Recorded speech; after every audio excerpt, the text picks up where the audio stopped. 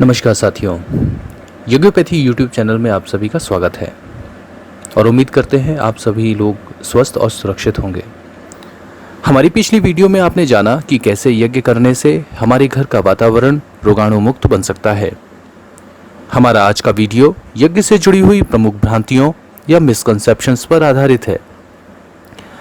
यज्ञ के बारे में मान्यता है कि उसके धुएं से वातावरण शुद्ध होता है, परंतु यज्ञ से निकलते हुए धुएं को देखकर आपके मन में भी सवाल उठते होंगे कि इतना सारा धुआं जो निकल रहा है यह तो खुद ही प्रदूषण है, उसे ठीक कैसे करेगा।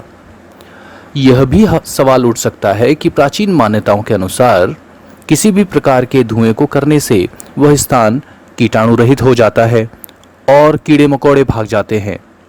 तो यज्ञ में ऐसा क्या खास है? क्या यज्ञ का धुआं हमारे लिए हानिकारक होता है?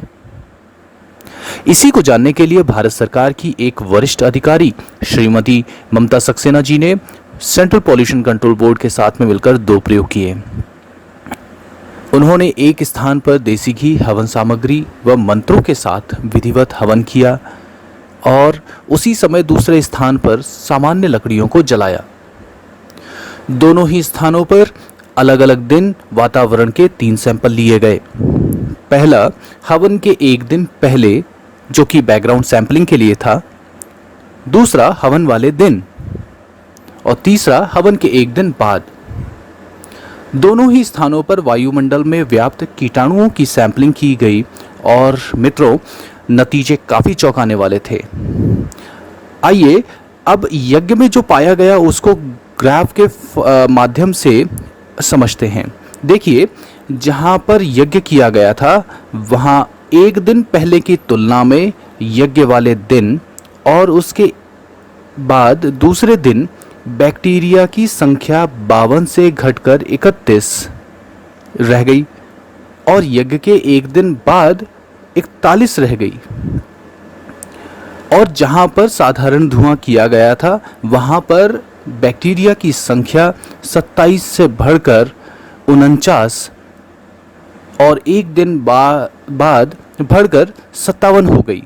अर्थात दोनों वातावरण में विपरीत नतीजे देखने को मिले।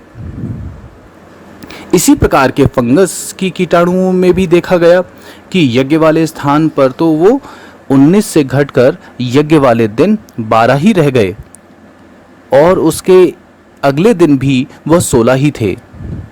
इसके विपरीत जहां पर साधारण धुआं किया गया था वहां कुल फंगस की संख्या अगले दिन 7 से बढ़कर 12 हो गई थी और 1 दिन बाद वो बढ़कर 25 हो गई। नतीजों में किसी प्रकार की आशंका ना रहे, इसीलिए इन एक्सपेरिमेंट्स को एक बार पुनः दोहराने पर भी लगभग एक जैसे ही नतीजे मिले। और आपको बता दें कि ये नतीजे किसी प्राइवेट लैब की नहीं बल्कि सीपीसीबी की माइक्रोबायोलॉजी लैब के हैं। अतः हम और आप इन आंकड़ों पर विश्वास कर सकते हैं।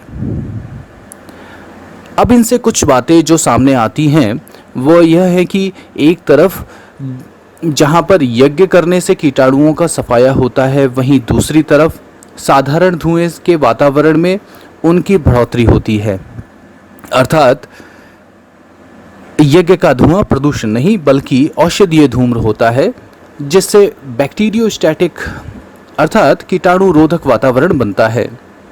और दूसरी तरफ साधारण धुआं गंदगी और प्रदूषण था, जो कि बीमारी के कीटाणुओं के लिए अनुकूल वातावरण व भोजन था, जिसकी वजह से वो पनप गए और उनकी संख्या में बढ़ोतरी देखी गई।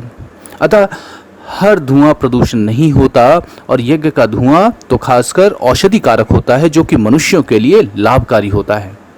इसी के साथ यह भी सिद्ध होता है कि किसी भी धुएं से कीटाणु नहीं मरते और ना ही भागते हैं, बल्कि साधारण धुएं से तो वो बढ़ जाते हैं। अभी भी कुछ सवाल आपके मन में आ रहे होंगे, जैसे कि यज्ञ करने से तो खूब सारा प्रदूषण भी तो होता है, पता नहीं कौन कौन सी घातक गैसें निकलती होंगी, कहीं वो धुआं हमारे लिए नुकसानदायक तो नहीं। इसी कड़ी को आगे बढ़ाते हुए हम अपनी अगली वीडियो यज्ञ के धुएं में अलग अलग गैसों पर होने वाले प्रभाव पर आधारित होगी।